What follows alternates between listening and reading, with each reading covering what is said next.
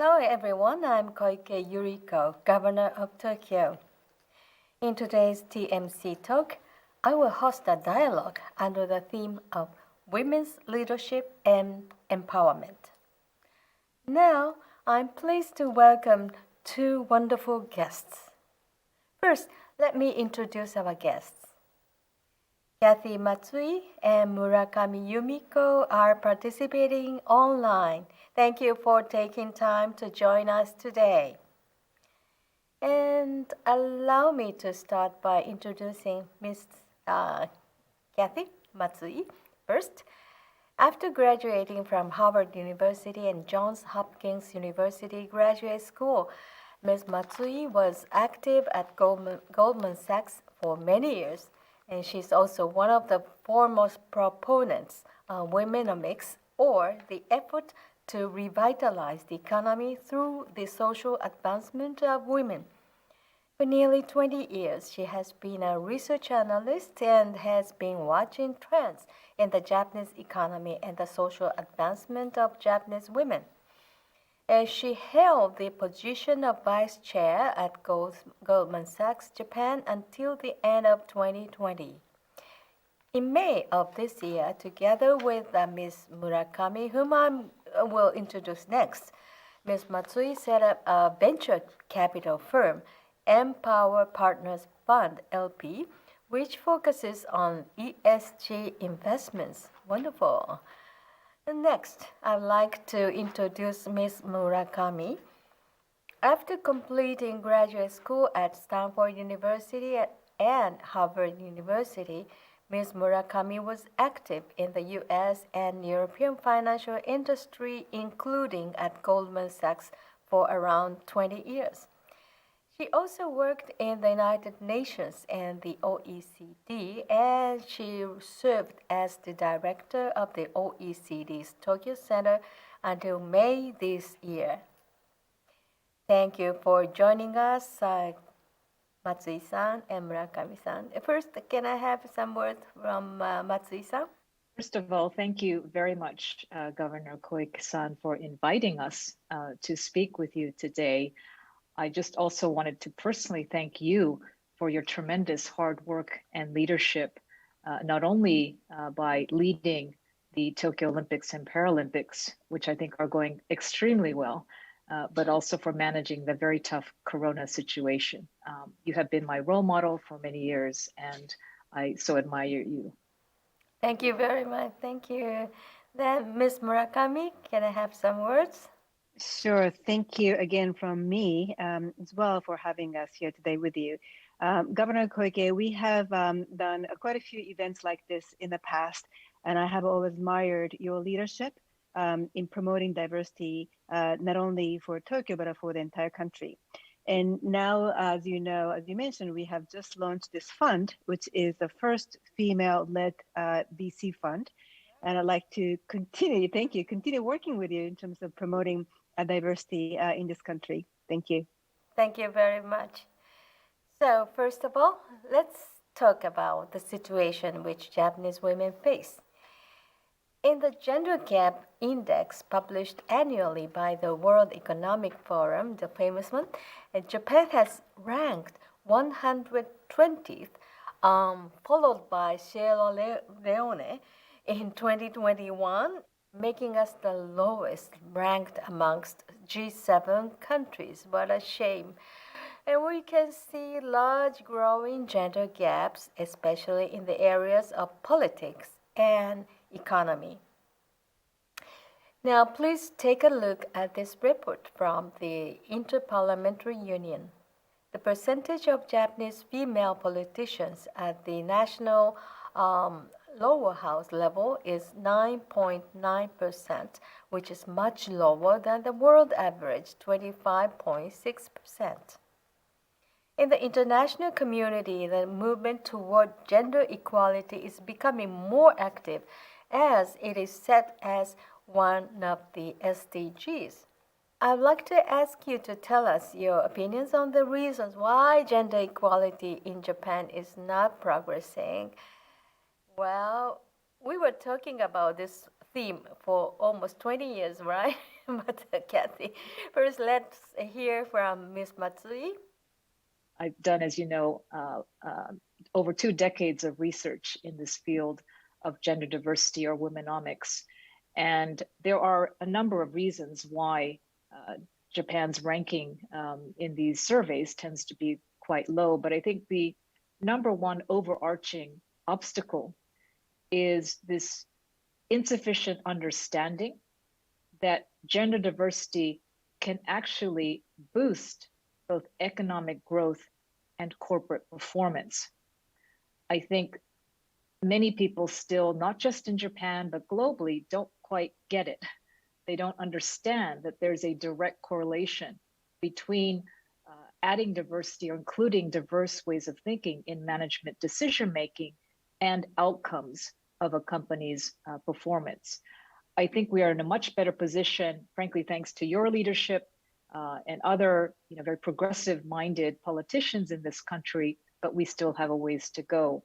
Just some other obstacles: persistence of what I call unconscious biases and gender role stereotypes. Of course, Japan is not alone. They exist worldwide. But I find, as an American citizen living in Japan for over 30 years, those stereotypes are quite ingrained in Japanese society. Third is inflexible labor contracts and labor market policies. It doesn't apply to every company, of course, but for large companies, young women, when they enter the company, they have to decide, are they going to pursue the career track or the non-career path? And I think it's very hard for a young woman to decide the first few weeks of her new job, which path to choose. And there's little flexibility still to this day around those options. Fourth is inadequate caregiving capacity, whether that's childcare, but also these days, elder care capacity. Tax disincentives. I know that you also help to fight the spousal tax deduction issue, which acts as a disincentive for women to work full-time. So a lot of Japanese women are working more part-time roles. So I think this is probably the most common factors that are raised. And I would add one final thought is that within companies or within organizations, I find that there's not enough attention and focus paid on managing female careers. And although men, of course, need that attention as well, I think women just tend to need a bit more extra focus or extra management and extra support, encouragement to pursue managerial roles or more senior roles in their organizations. I think none of these obstacles are insurmountable. I think they're all possible to overcome. So we just all have to work together. Thank you very much, Kathy. Then Ms. Murakami, how about your thoughts? Yes, I agree. These gender statistics are not very encouraging, but you also have to remember that we have done quite a bit of made a lot of efforts in terms of promoting women to work. So if you look at the female labor market participation, as you know, Japan has one of the highest levels when it comes to number of women, a percentage of women working today versus, say, many other European countries or even compared to the US. So that actually is a very bright spot among some of these kind of disappointing data points. So I think we have done a decent job on that front in terms of encouraging women to work. The issue here is, even though more women are working today, say versus 10 years ago, 20 years ago, not many of them are at leadership position. They're not part of the decision-making process. And that is the problem for Japan. And I think it's just not only men and women, but in general, diversity that includes age diversity, nationality, any sort of different types of people. When they are sitting around the same table, chances are there are going to be different opinions, different views. And when you have different opinions and different views, chances are you're going to come up with a solution that's outside the box. So it makes you more innovative. It makes companies more innovative. It makes the country more innovative. And that's the most important part of the diversity benefits. And I think Japan needs to really understand, society needs to understand and promote the culture in which people can accept difference or differences And people need to understand how important it is to be able to agree to disagree. And I think that essence or the mindset is something that we all have to work collectively to enhance, especially with younger people, especially the next generation, to make sure that they do not develop gender stereotypes, unconscious biases. And I do believe seeing is believing. So seeing someone like you, Ms. Governor Koike, in that position, very powerful position as the governor of one of the largest cities in the world, a woman, that says a lot. Younger people looking up and, oh, there's a woman in that position makes a big difference. Thank you very much. Both of you have pointed out very substantial points, and we are looking forward to overcome those difficulties, but we have many positive things as well.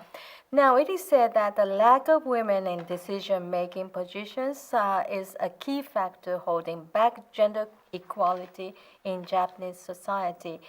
Well, I'm one of the two governor amongst 47 prefectures in Japan. Well, gender equality is not only for women, but rather it leads to a more vibrant society in which both women and men can choose their own lives and futures. What are some of the steps we should take to realize such a society? If you know of any good examples from overseas, please let us know. So I'd like to start with the Murakami, Yumiko-san. What are your thoughts? Sure. There are a number of very good examples we can learn from. For example, on the education front, other countries have adopted this policy of gender mainstreaming, by which they look at everything from textbook to teachers in classroom and make sure that there is really no gender bias.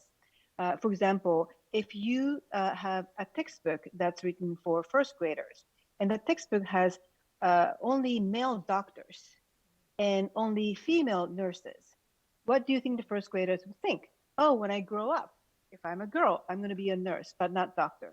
If you're a boy, oh, I'm going to be a doctor, but not nurse. So these are very simple examples, but I think it's important to start very at the younger age. So things like that are, very simple to implement, but very important. And I do think there are a number of, just one example is a textbook, but there are a number of examples like that. So we can start from there, and maybe Kathy can talk about other sort of examples in the business setting. Thank you. What about you, Kathy? Yes, so I would say 5 proposals that we've done a lot of research on in the past, looking at global best practice examples, might be useful for Japan to consider. So let me start with, for instance, in 2015, the Japanese national government passed the Female Employment Promotion Law, which frankly was a game changer, because prior to that law, there was no disclosure requirement at all in this country. But that forced organizations at the time with 300 or more employees to disclose gender-related statistics, encouraged companies to set gender targets. So that was a good first step, but my suggestion is to go even further. As a research analyst analyzing the Japanese stock market for decades, we need data that is comparable across countries, across companies, across industries. And a lot of the data that Japanese companies were providing, which, while good, was not standard. Everybody had their own definition, and some companies disclosed a lot of gender data and others didn't do so much. So stricter mandates around gender-related disclosures, number one. Number two, this is close to your heart, Governor, is parliamentary gender quotas. One of the reasons Japan ranks so low is many countries actually do enforce parliamentary gender quotas. Now, there are many ways to do this. There are many opinions about this topic, I know, in Japan. But I think if you don't jumpstart this process, it could take centuries to really move that needle. That's my personal view. Third is requiring gender pay gap disclosure. This is more relevant, I guess, not just for private sector, but particularly for the private sector. We do note in global cases, there are many companies who swear, the CEO swears, there is no gender pay gap between our female and male staff. When they actually looked at the data, most cases they did see, they found such gender pay gaps. So requiring disclosures around that. I talked about tax disincentives and rectifying those. And then lastly, the field that Yumiko and I are trying to change is promoting female entrepreneurship.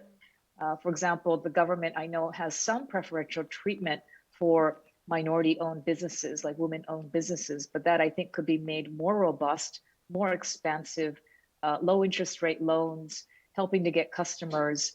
And I know you, Governor, have taken a lot of leadership in this arena, but we'd like to see this more nationwide. I think that's a huge opportunity for Japan. Thank you very much. Well, in the previous discussion, it was pointed out that the decision-making process requires diverse and fresh perspectives. And I'd like to introduce our case, TMG case. Since I became the first female governor of Tokyo in 2016, I have promoted women employees positively and actively at the Tokyo Metropolitan Government. And gender equality also requires a change of consciousness on the part of men, as well as changing gender biases such as in the roles of men and women. And the Tokyo Metropolitan Government is making efforts to change our organizational culture, such as creating an environment where it is easier for men to take child care leave. And the rate of male employees taking child care leave has increased from 6.5% in 2016 when I took office to 18.3%, threefold, in 2019. And in order for Tokyo to be a city where everyone can fully utilize their own abilities and thrive, it is important for women to be empowered, for their abilities to use and have their voices reflected. And starting in 2018, the Tokyo Metropolitan Government held a new conference for female leaders. NEW stands for Network to Empower Entrepreneurial Women, NEW. And then this conference was created with the philosophy of the future of Tokyo will be driven by female CEOs. And we invited prominent female managers as speakers to discuss a wide range of issues that need to be faced for business to grow. So, Kathy and Yumiko-san also participate. Thank you very much for your attendance. And I think that building a network of female entrepreneurs and sharing know-how is extremely significant. And in fact, Kathy Matsui-san and Yumiko Murakami-san have recently started, as you have already said, an investment firm together. Wow! And please share with us any advice for women who want to start a business or women who are already building their own businesses. Now, I would appreciate it if you have any advice from the perspective of entrepreneurship support. Kathy-san? Thank you. So Yumiko and myself and our third partner, general partner, Miwa Seki, our backgrounds are actually not that entrepreneurial. We all worked for large organizations and corporations most of our careers. And so we found embarking on this entrepreneurial journey, we're learning something new every single day. And while it's still early days for us, I would suggest 3 pieces of advice to share. Number 1, start with a clear vision and mission of what you want to achieve. And also, I think not just important for women, but particularly for women, is make it clear how your business or what you're doing is differentiated from the others. I think that differentiation factor is significant. And given that we're emphasizing ESG integration in our venture capital investments, and we are the first in Japan to do this kind of investing in the venture space. That is our key differentiator.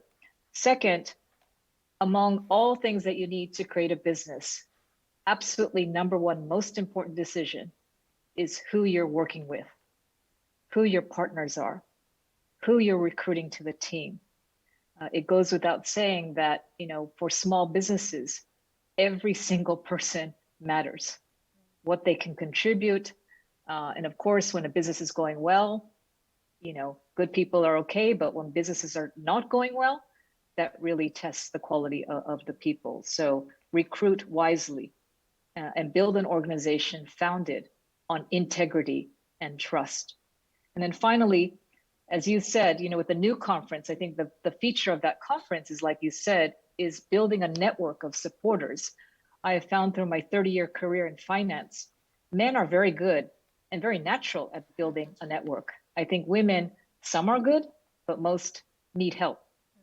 And so if you don't ask, you shall not receive is one of my principles of life. Ask people for help. So many people have been so generous with their time and their knowledge and their expertise to help us. We're newbies. We're just getting started in this arena, but that's really important to help build your business by leaning on others who are experts in legal issues or accounting issues, because you will need their help. And it's a two-way street, don't get me wrong. But we've been very, very fortunate to be surrounded by really, really helpful people in our network. Thank you very much. How about your idea, Ms. Murakami? Yes, I mean, it's a little bit same message as Kathy, but there's a word in Japanese which has two different meanings. 違う means different and wrong, but these two are completely different, right? Different and wrong. And I think that's sort of like it's a reflection of Japanese culture. So when you're in Japan, you tend to think that you may be wrong if you're different. And I just want to make sure that people, especially women, don't think that way. I think being different in the business sense, in the startup space, being different is the number one weapon. So be proud that you're different. And you are going to be different because there aren't that many female entrepreneurs in Japan as yet. Hopefully that would change. So that's important. So I think that's really number one thing. Just be different. Okay. So thank you very much. And your advices are really important and very inspiring. Thank you very much. Now, the Tokyo Metropolitan Government recognizes that promoting the spread of ESG investment is important when aiming to become a global financial city, and we are implementing various initiatives to do so. Well, actually, your company is taking a lead of in the field of ESG investment. And I'm looking forward that how your business become so successful in that field. Now, our guests have created their own company, two of you, by focusing on investments in businesses with a special focus on ESG investing. Now, what do you think on this topic, Ms. Murakami? Yes, oftentimes when people talk about investing in ESG, two words, people tend to think it's a social impact fund or CSR, some kind of a, maybe charity, related activities. But in reality, ESG is really not or should not be considered cost. It's an enhancer of corporate value. So if you look at that way, if you want to make very good returns out of your investment, of course, you have to look for ESG in mainstream companies. So that's the way we're looking at it. We think we can actually achieve high economic performance or financial performance of a fund because we do integrate ESG into our fund. Thank you very much. So, Kathy, now I would like to hear about your views based on the new company you launched with Ms. Murakami about the ESG. Yes, so if we look at the global backdrop to ESG or sustainable investing, it simply exploded.